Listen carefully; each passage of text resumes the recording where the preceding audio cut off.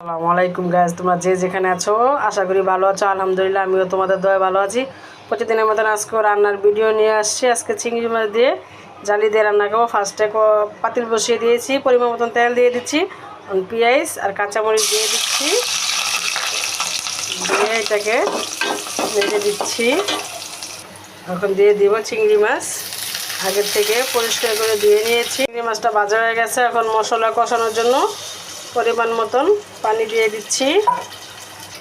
এখন দিয়ে দিচ্ছি একটু আদা রসুনের পেস্ট, 1 চামচ হলুদ, পরিমাণ মতন লবণ।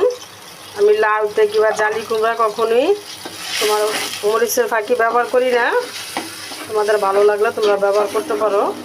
এটা হবে সাদা সাদা, জালটা কম হবে আর একদম সাদা সাদা হবে।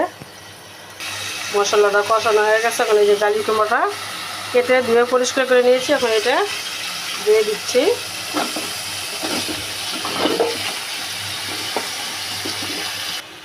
জালিটাকে একটু নেড়ে দিচ্ছি, সুন্দর করে নেড়ে এটাকে এখন ডেকে দিচ্ছি।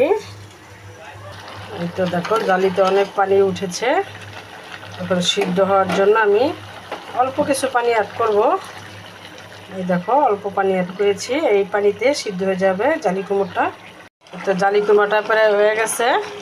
এখন দিয়ে দিব ধনিয়া পাতা কুচি পরিমাণ মতন। ধনিয়া পাতা ছাড়া আমার চলে না, আমার সব তরকারিতে বলো, মাছ গুঁড়া মাছ বলো, আমার ধনিয়া পাতা লাগবে। ধনিয়া পাতা ছাড়া আমার হবে না। জালিটা দেখো রান্না হয়ে গেছে, কালারটাও কত সুন্দর আসছে। যদি জালি রান্নার রেসিপি তোমাদের ভালো লাগে লাইক কমেন্ট শেয়ার করো। আল্লাহ হাফেজ।